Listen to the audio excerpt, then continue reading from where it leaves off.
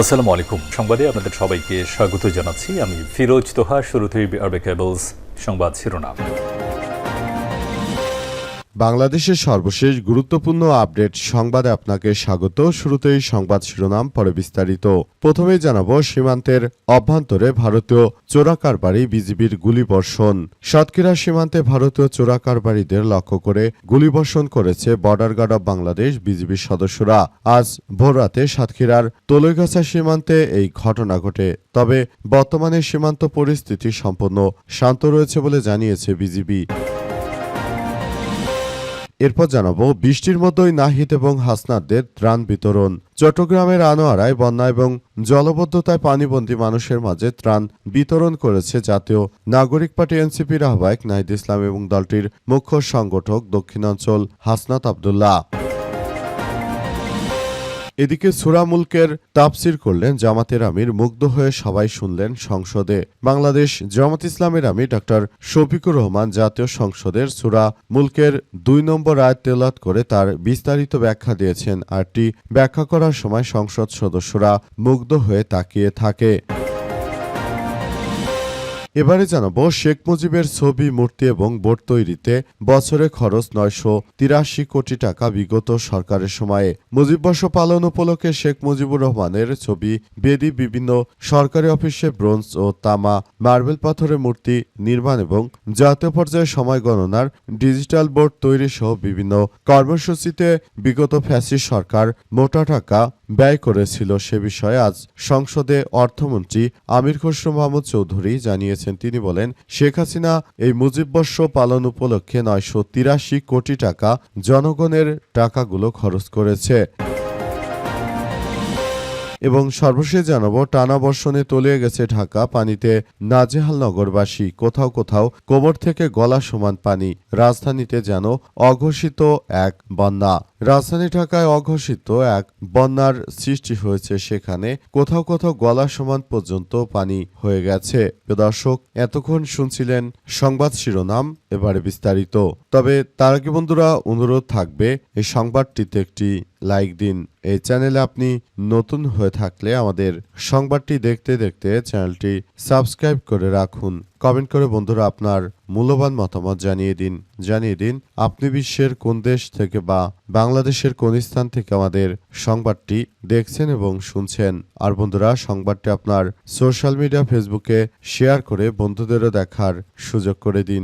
গাজা যুদ্ধে আপনি যদি নিরীহ ফিলিস্তিনিদের ভালোবেসে থাকেন বন্ধুরা, কমেন্টে ইয়েস লিখে পুরো বিশ্ববাসীকে আমাদের এই তাজা আপডেটটি দেখার সুযোগ করে দিন।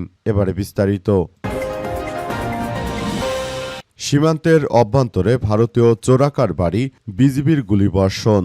সাতক্ষীরা সীমান্তে ভারতীয় চোরাকারবারিদের লক্ষ্য করে গুলি করেছে বর্ডার গার্ড অব বাংলাদেশ বিজিবির সদস্যরা। আজ রাতে সাতক্ষীরার তলৈগাছা সীমান্তে এই ঘটনা ঘটে। তবে বর্তমানে সীমান্ত পরিস্থিতি সম্পূর্ণ শান্ত রয়েছে বলে জানিয়েছে বিজিবি। সাতক্ষীরা ৩৩ বিজিবির অধিনায়ক লেফটেন্যান্ট কর্নেল কাজী আশিকুর রহমান জানান যে ভোররাত ৪:৩০টার দিকে তলৈগাছা বিওপির একটি রাত্রিকালীন টহল দল সীমান্তে দায়িত্ব পালন করছিলেন। এ সময় সীমান্তের মেইন পিলার ১৩ সংলগ্ন বাংলাদেশের অভ্যন্তরে কিছু লোকের সন্দেহজনক কথাবার্তা শব্দ পাওয়া যায়। টহল দলটি সঙ্গে সঙ্গে সতর্ক অবস্থানে যায় এবং শূন্যরেখা বা জিরো লাইন থেকে বাংলাদেশের আনুমানিক ৫০ গজ অভ্যন্তরে চারাবাড়ি নামক স্থানে ২ অজ্ঞাতনামা চোরাকারবারিকে দেখতে পায় এবং তাদেরকে ফাঁকা গুলি ছড়ে বিজিবির সদস্যরা। এই ঘটনার পরই ভারতের চোরাকারবারিরা তারা ভারতের অভ্যন্তরে পালিয়ে গেছে এবং বর্তমানে বিজিবির সদস্যরা তারা পুরোপুরি সক্রিয় অবস্থানে রয়েছে এবং বিজিবির পক্ষ থেকে বলা হয়েছে যে ভারতের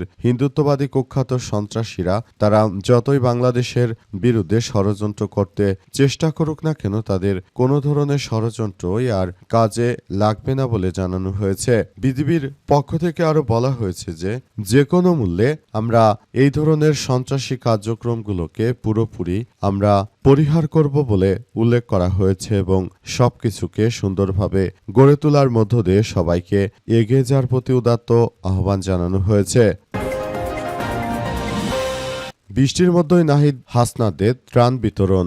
চট্টগ্রামের আনোয়ারায় বন্যা এবং জলবদ্ধতায় পানিবন্দী মানুষের মাঝে ত্রাণ বিতরণ করেছে জাতীয় নাগরিক পার্টি এনসিপির আহ্বায়ক নাহিদ ইসলাম ও দলটির মুখ্য সংগঠক দক্ষিণাঞ্চল হাসনাত আব্দুল্লাহ।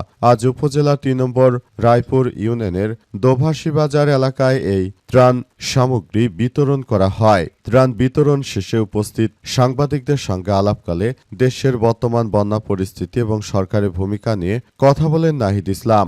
দেশের মানুষের এই দুর্যোগ চলাকালীন সময় ক্ষোভ প্রকাশ করে তিনি বলেন, যে কারণেই হোক সরকার পারছে না।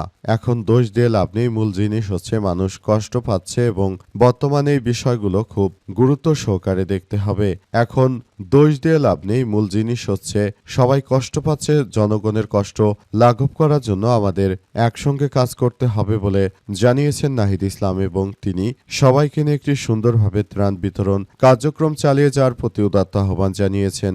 সরকারের প্রতি তিনি জানিয়েছেন যে সরকারকে অবশ্যই সব বিষয়গুলো নিয়ে খুব গুরুত্ব সহকারে কার্যক্রম চালিয়ে যাওয়া উচিত। সরকার যদি ত্রাণের বিষয়গুলো ভালোভাবে আসলে কার্যক্রম চালাতে না পারে তাহলে সেটি বিষয়গুলো খুব বড় ধরনের এক ঘটনার মধ্য দিয়ে চলে যাবে এবং এটি সবার জন্য খুব দুঃখজনক ব্যাপার হয়ে দাঁড়াবে। তাই এখনই বিষয়গুলো আসলে সবার জন্য খুব গুরুত্ব সহকারে কার্যক্রম চালিয়ে যাওয়া উচিত বলে বিষয়গুলো নিয়ে খুব গুরুত্ব সহকারে কার্যক্রম চালানো হচ্ছে। সূরা মুলকের তাফসির করলেন জামাতের আমির। মুগ্ধ হয়ে শুনলেন সংসদ সদস্যরা।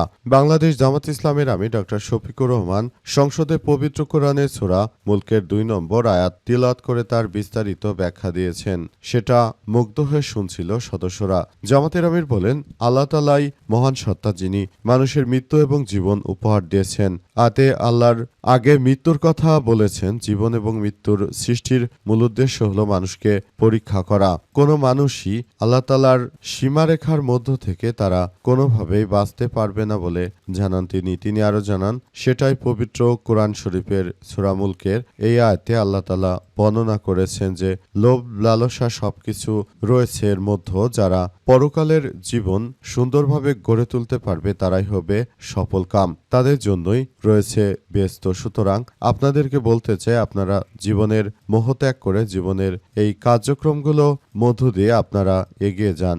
যদি আপনারা এটা করতে পারেন সেক্ষেত্রে আমরা সবাই খুবই উপকৃত হতে পারবো। আরও উল্লেখ করা হয়েছে যে কোনো মূল্যে এই সমস্যাগুলোকে খুব গুরুত্ব সহকারে দেখভাল করতে হবে এবং পুরো বিষয়গুলো নিয়ে সবাইকে একসঙ্গে কাজ করা উচিত। জামাতের আমির আরও জানিয়েছেন যে আমরা বিরোধী দল হতে পারি কিন্তু আপনাদের শত্রু নয়। তাই জাতীয় সংসদে আপনাদের যেমন গুরুত্ব রয়েছে আমাদেরও গুরুত্ব রয়েছে। আমরাও রাষ্ট্র কাঠামো কিভাবে ভালোভাবে চলে, জনগণ কিভাবে দেশের প্রতি আরো ভালো দায়িত্ববোধ পালন করে সেই বিষয়গুলো সরকারকেই কার্যক্রম চালিয়ে দেখতে হবে বলে জানান তিনি এবং সে অনুযায়ী কাজ করার জন্য উদাত্ত আহ্বান জানিয়েছেন। মুজিববর্ষ পালন উপলক্ষে শেখ হাসিনা বাংলাদেশের কোটি কোটি টাকা নষ্ট করেছে।